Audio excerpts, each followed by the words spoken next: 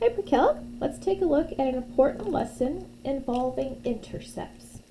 Intercepts. This is going to happen every time we study a different chapter, a different shape of graph. We're always going to investigate their intercepts.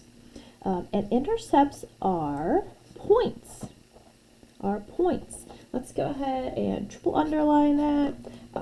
A point is always in the form x comma y. Okay, so it is a point on the graph where the graph crosses, and you can say crosses, or you could say intersects, okay, or even touches the axes. And which axes are we talking about? For a two-dimensional graph like this, we're talking about the x and the y axes, okay, both of the axes. So when I look at this point right here, let's go ahead and look at the x-intercepts. So here is the x-axis, and where does the graph cross? Well, it touches 1, 2, 3, and 3 different points. And these points are going to be written in the form 4, 0. This one right here is -2, 0. And this x-intercept is the point -5, 0.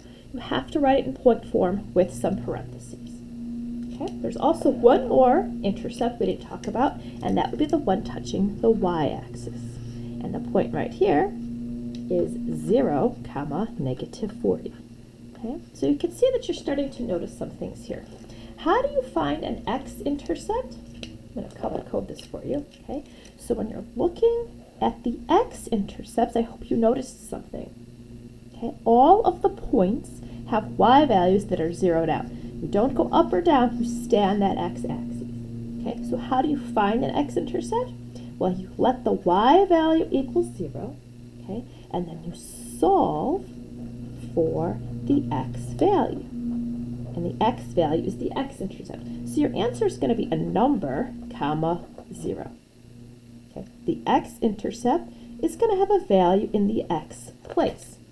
How do you find a y-intercept? To find a y-intercept, notice right here, okay, we let the x value equal 0. And then we solve for the y value, and that gives us the y-intercept. It's going to be in the form 0, number. Okay, very important that you write these as points. These are not equations, these are not lines, these are points. Points have parentheses x, y. Okay, what about some basic shapes of graphs? So just to kind of go over maybe just a couple of them. This is not all of them. The first kind of graph could be a linear. It could be a linear graph, okay, and it's going to look like a line. The way that you know that you have a line is it's going to be x to the first power. It can have other terms, okay, but linear has the highest power of 1. It could be the shape that looks like this. Okay, this is called a parabola. Okay, and how do I know I'm going to have a parabola? You're going to have an equation that has the highest power of a 2. Okay, so it's going to be quadratic. If you have a highest power of 2, your shape's going to be like a U. That's called a parabola. Okay, maybe you have a shape that looks like this. Okay, this one is in the shape, it's called a cubic, and you're going to have an equation that has a power of 3, so it's going to be a cubic. Now we can keep going with powers of 4, 5, 6. These are the first 3 basics, and we're just going to kind of start with them. Let's take a look at this first one. Find the intercepts for this. Okay. So I'm going to go ahead and organize my work here. This is going to be the work for the x-intercept. And then let's color code over here. I will find the y-intercept. Okay, so how do you find an x-intercept? You let the y number equal 0. So if I replace the y value with a 0, okay, that's totally going to zero out. Cancel out right there. 2x equals, let's move the 24 to the other side, and I get x equals 12. Okay, but wait a minute. Is that how you write an intercept? No, okay, remember, the intercept is going to be a point.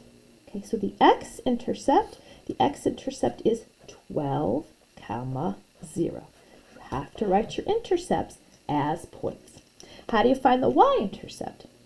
You're going to let the x number equal 0.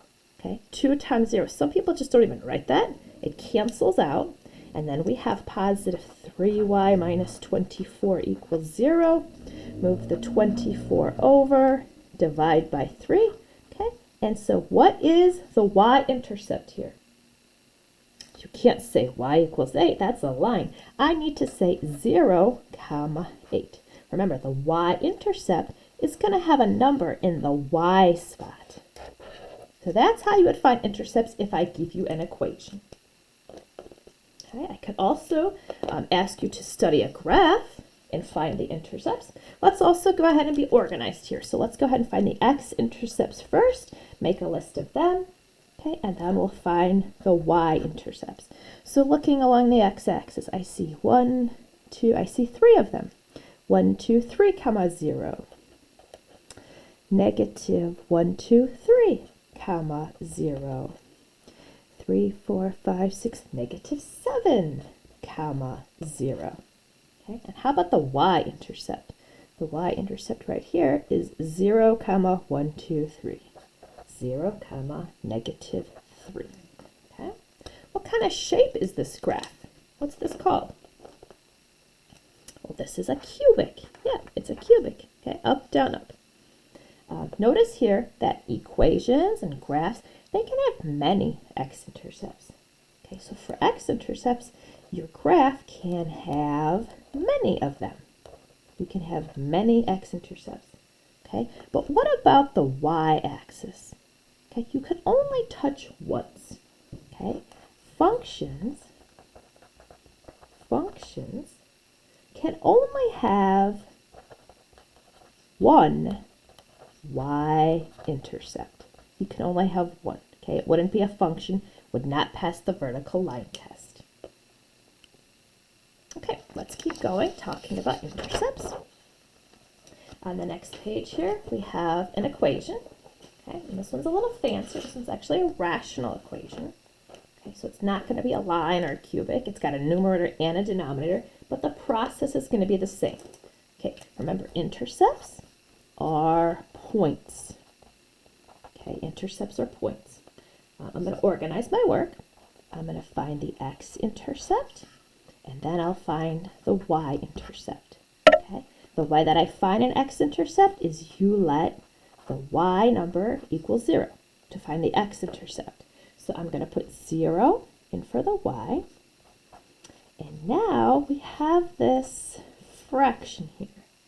Okay, when you have a fraction like that, what number are you allowed to put under the 0? Okay, you're always allowed to put the number 1. Okay, you can't put a 0 in the denominator. All right, and then how do I solve something that's a proportion? When you have a fraction equal to a fraction, we're going to cross multiply. Okay, we're going to cross multiply. So let's just put a note here. You cross multiply for proportions. And a proportion is when you have a fraction equal to a fraction. So here's how it goes. You put an equal sign down. Okay, and you're going to get two sides. So I cross one way. I cross like this. 0 times the entire denominator. 0 times stuff, okay, equals 0. And then how do I make the right side? I cross the other way. Okay, so all of this stuff, the entire quantity times 1 gives me the quantity. Okay, now I don't have a fraction anymore. After you cross multiply, you just have a left side and a right side. I'm going to go ahead and solve this by factoring the difference of squares. X plus 2, x minus 2, and I realize I'm getting 2 x-intercepts. Okay, I'm getting 2 x-intercepts. And the way that I'm going to write these is negative 2 comma 0 and positive 2 comma 0. Okay, someone was asking me, can I solve this a different way? Sure, you could solve this maybe by moving the 4 over. So here's another way to solve it.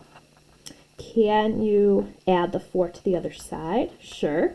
And then when you square root, okay, don't forget to say plus and minus 2. Okay, and those are the answers, but we have to write them in point form. Okay, let's go take a look at the Y-intercept. To find the Y-intercepts, okay, you let the X number be a 0. Okay, so Y is equal, if I put a 0 in right there, 0, that's going to be a -4. 0 plus 1 is a 1. Okay, and we're getting -4. Okay, so is that a good answer for a Y-intercept? No, we have to write it in point form. 0, comma, -4. All right, the Y-intercept, remember, you can only have one if it's going to be a function. All right, let's find some more intercepts. Okay, when it says intercepts, it means X and Y. Okay, so let's go ahead and organize our work. We have to do the work for X intercepts as well as Y intercepts. To find an X intercept, okay, you let the Y number equal 0. So I replace 0 equals 6x squared minus 14x minus 40. Okay, and I'm noticing here that I'm going to have to factor this. Let's go ahead and get this guy factored somehow. So go ahead and pause the video and tell me what you get when you factor.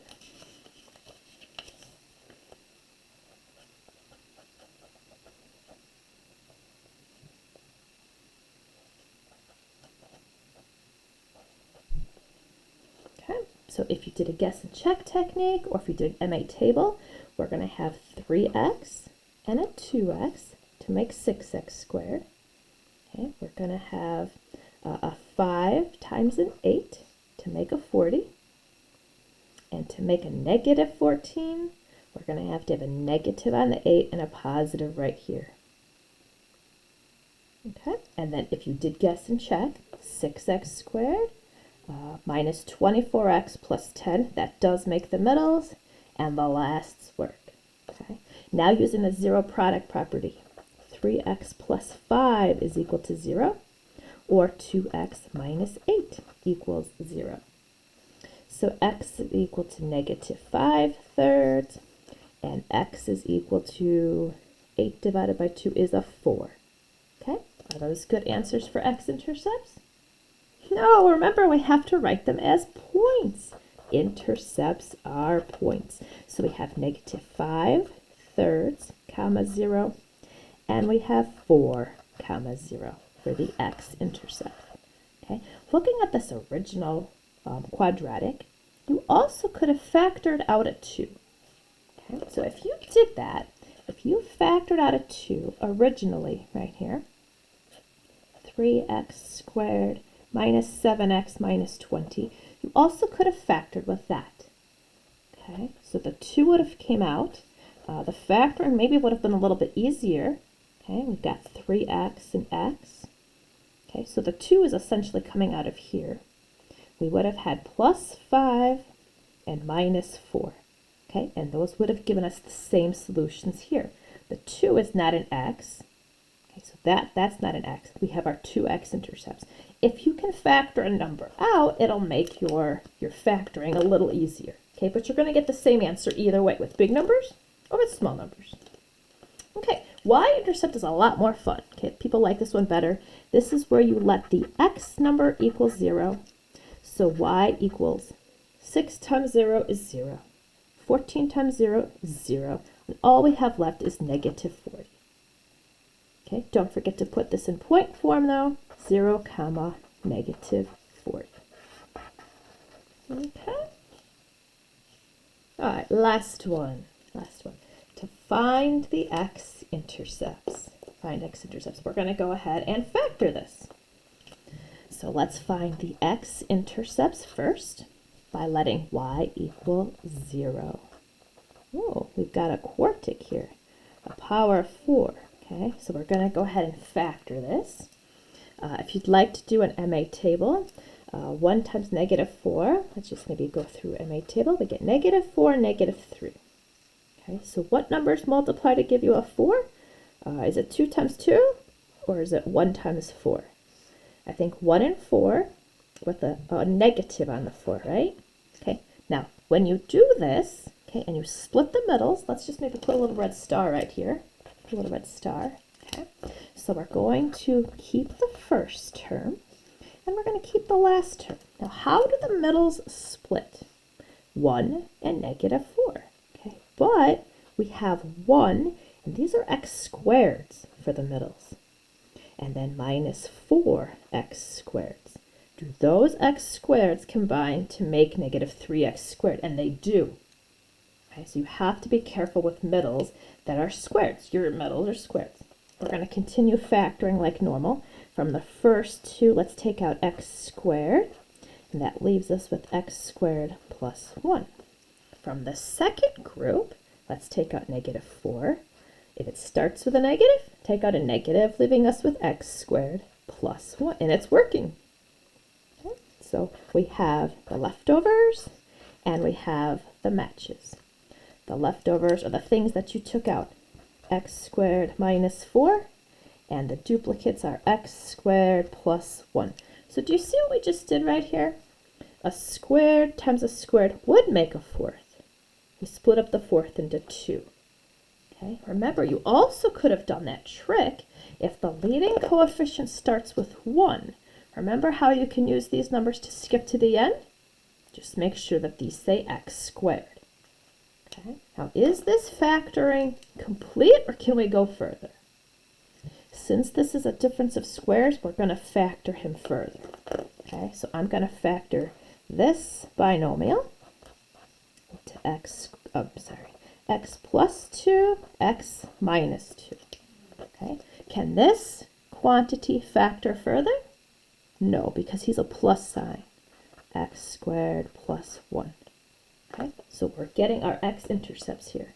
I'm getting -2, 0, +2, 0.